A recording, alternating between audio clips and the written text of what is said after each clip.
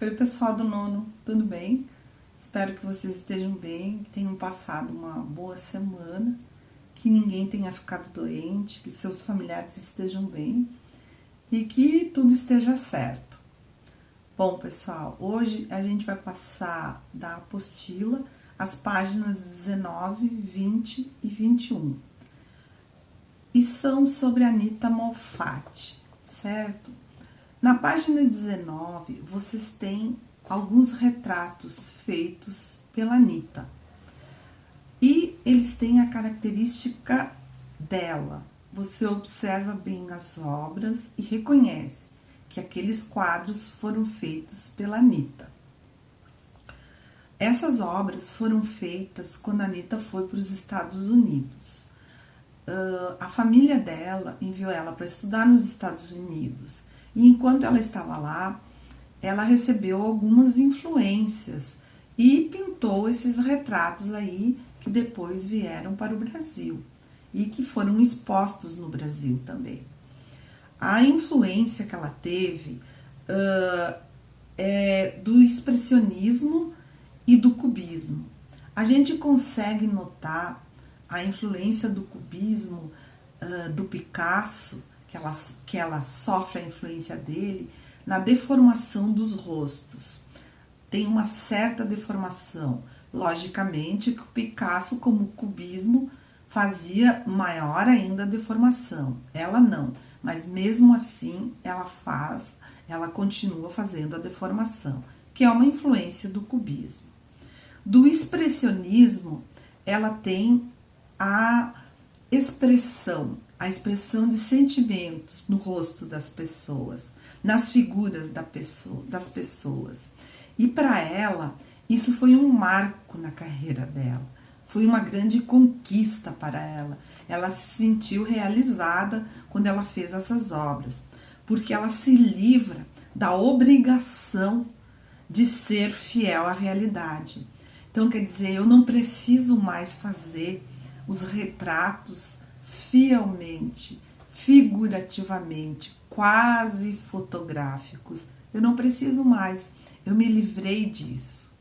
E era isso que ela queria, para a vida artística dela, para os trabalhos dela e para ela seguir em frente como pintora, para ela não ficar estacionada sempre naquele mesmo estilo. E essas obras vão influenciar a arte moderna no Brasil. Essas obras aí vão ter grande influência na arte moderna do Brasil. No fundo das obras dela, da página 19, vocês têm manchas coloridas, mas essas manchas não tiram o brilho da figura principal, porque ela soube trabalhar muito bem as cores e soube trabalhar a figura, que era o que ela quer maior atenção. Então ela fez aquele fundo com manchas, mas isso não tira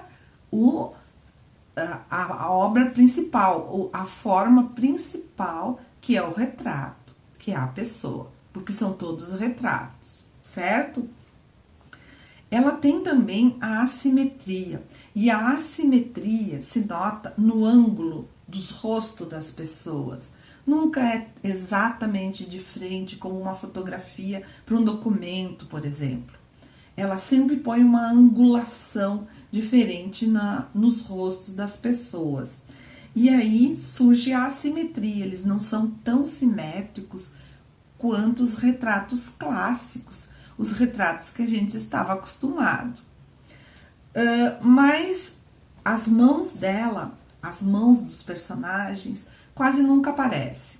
Ali até aparece em uma personagem, mas nos quadros dela quase nunca aparece, porque a Anita, ela tinha um defeito numa das mãos, e essa era uma referência pessoal que ela fazia ao problema que ela tinha, que era esse problema, essa deficiência na mão. E mesmo assim ela foi uma grande pintora, foi uma ótima pintora e se destacou no trabalho dela. Tá? O que aconteceu com a Anita que veio assim a chamar muita atenção das pessoas? Naquela época, as pessoas tinham um preconceito quanto às mulheres pintoras. Elas estavam acostumadas a grandes pintores, mas não mulheres pintoras. E a Anitta vem e modifica isso. Quer dizer, ela ganha fama, ela ganha notoriedade através da pintura dela, do trabalho dela.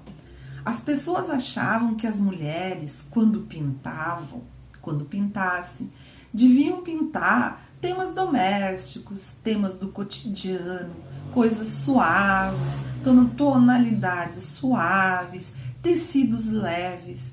E a Anitta não fazia isso. Ela tinha uma pincelada forte, ela tinha uma pincelada pesada. E essa era a característica do estilo dela. E que vai pela vida fora dela. Vai ser a característica principal dela. Mas esse preconceito as pessoas carregavam. E as pessoas também achavam, porque naquela época as mulheres eram para ser donas de casa. Não eram para trabalhar fora, para serem pintoras, para se destacarem na vida. Era para criar filhos, para ficar em casa, para cozinhar. E a Anitta não era nada disso. Ela estudou, ela viajou, ela foi para a Europa, voltou, depois foi para os Estados Unidos, voltou ao Brasil. Então ela trouxe referências diferentes para o Brasil. E trouxe referências para a arte dela, para o trabalho dela. E também para o trabalho dos outros, que viram o trabalho dela e sofreram essa influência. Esse tabu aí continua por um bom tempo. Hoje não, hoje as coisas são diferentes. Mas ali, na nossa apostila, vocês têm uma obra muito clássica, O Grito da Independência, que é do Pedro Américo, que é um quadro clássico, com todos os detalhes, todas as referências, com os cavalos, com os uniformes dos militares, muito diferente do estilo da Anitta. Mas por que ele está na apostila? Por que foi colocado esse quadro aí do Pedro Américo na apostila? Pedro Américo foi um grande pintor. Ele pintava fatos históricos.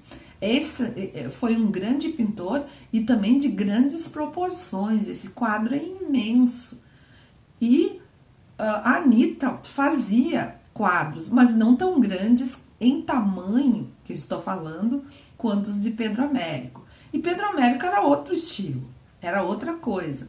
Mas ele está ali para ser comparado com a Anitta, para ver a diferença da pintura clássica dele para a pintura moderna dela. Ela traz as cores, ela traz no rosto tons de laranja, não os tons de pele natural, ela traz tons de verde, ela traz um cabelo diferente, o contorno não é suavizado, nada, aquelas pinceladas são longas, são rápidas e se estendem pelo quadro dela. Tanto no fundo, nas manchas do fundo, quanto na própria figura, na representação do retrato, certo?